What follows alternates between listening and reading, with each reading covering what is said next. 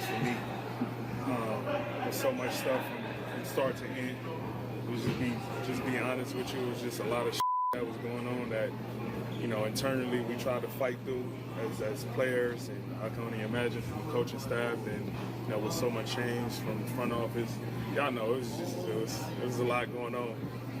But we, with the guys that was here, we still try to manage to make something out of and from that moment on when things started to change, I knew if we had the opportunity to be under Doug and see Doug's vision and have a training camp with Doug, with the players we needed, we could do something, and we didn't have that, last year because so much stuff was happening. So I think this time around, you'll see a much different team. Training camp hasn't even started yet, but have you already noticed kind of that reset and the difference from the chaos of last year? Without a doubt.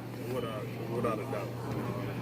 It's not nobody's fault. We all have issues internally with our jobs and everything, and sometimes you gotta learn how to pivot and maneuver through that, and I think that's just what it was. Just call it what it was last year. It just was internally a and this time around we got a chance to make right up the wrongs that kind of happened. Devo, how did you get to remove yourself from that dark cloud going into an off season and then finding optimism or at least encouragement of what's around you? Yeah, you don't realize what you're really in until you get away from it. Sometimes when you're in a relationship, you got to get out of a relationship to realize who you are. I think for me, once the off season hit, I kind of just took some time to myself and because I'm a real optimistic person. So sometimes you may not see reality in the moment. And when I got after the season ended, I kind of just took a moment and just realized look myself in the mirror from the standpoint of how I felt and the weight that I was carrying from a negative perspective all season that allowed me not to be myself. And I just tried to take a different approach this summer going into this moment, even talking with the guys, working out with the guys this summer, seeing their approach, and I just tried to take a different approach this summer going into this moment, even talking with the guys, working out with the guys this summer, seeing their approach, the hunger, also reading all the media writes about us, you kind of just find a different recharge that you need to, get ready for the next challenge. So. In light of that, was there, because of all those feelings, was there ever a time you thought, I'm not going to be back here? I mean, are you surprised that you're still here? Nah, I didn't. That was never thought. I always wanted to come back. Not once have I questioned if I would be back or not. I always just wanted to give, what I came, give the fans in this organization what I came here to do, and that's to win, and I carry a lot of that negative stuff when things went wrong last year and we didn't make it, so this time around just feeling recharged, rejuvenated, and remotivated to make those things happen. You guys heard the man. You guys heard the future Hall of Famer, DeMar DeRozan, coming out and talking about last year. Listen, I'm just glad somebody had the balls to come out and talk about how much of a shit show last year was. And shout out to DeMar DeRozan, man, because last year was a lot. Internally, there was a lot going on from the coaching staff to some of the players. Really great to hear that, they have a fresh start.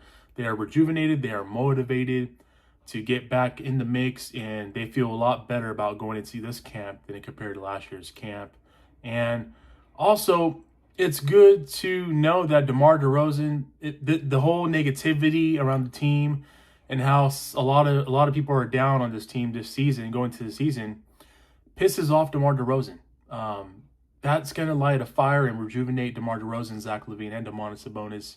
And it's pretty clear, as you guys heard from DeMar DeRozan, they are motivated and they just all they want to do is just win. And also, DeMar DeRozan never once asked out or never once thought about leaving Sacramento. I think that he was all on the same page with the front office and regime as Scott Perry about coming back and returning for his second year in Sacramento. So shout out to DeMar DeRozan, man. It's great to hear that from a guy who's a Hall of Fame bound. Make no mistake, make no question about that. Make no mistake about that. He will be a Hall of Famer, and it's really great to still have him around the team and the organization. Also have an update for Jonathan Kuminga. He did sign a 2-year deal with the Golden State Warriors to return to the Warriors. A 2-year, $48.5 million deal. The second year, the wording's weird. The second year is a team option, and it could be restructured and renegotiated. Basically, they can scrap it up, and they can basically trade him if they want. Jonathan Kuminga with the Sacramento Kings. Rumors are now officially over for now. I say that for now because January 15th, he can be eligible to be traded this upcoming season. I don't know if he will be traded, but good for Kuminga. You know, I think that he got a little bit more than what he, what supposedly got.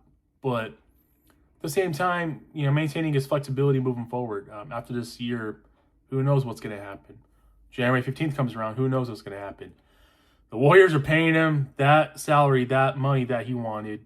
And will they keep him on the bench? Will he even get minutes on the court? Because who are you going to play him alongside, or who is he going to play over? So a lot of questions still got to be addressed and answered, but that's none of our problem because he did commit to going back to the Golden State Warriors. And the rumors with the Sacramento Kings are over and cooked for now. And I'm kind of glad. I'm kind of relieved in a way. Kind of had a feeling that the ultimate signs were pointing to him returning to Golden State. I thought for sure it would have been on a qualifying offer, but that wasn't the case. So he goes back on a 2-year deal. What does that mean for the Kings? Just focus on what you got now. Focus on what you got. Push forward, move forward with it, and see where this upcoming season gets you to. I still think it's really likely that Russell Westbrook can become a Sacramento King by this week or before the season starts. I really do think that there's a plan in place to sign Russell Westbrook, and wouldn't be surprising if that gets done pretty soon. Actually, it would be pretty cool to see Russell Westbrook in a Sacramento Kings uniform and play for the Sacramento Kings this season. So, with that being said, camp is underway. We'll see what the story and the headlines are. We got preseason basketball coming up soon as well. Looking forward to seeing how this team looks in the preseason. I'm also looking forward to seeing how the camp progresses over time. We'll hear stories about who is standing out and who is not.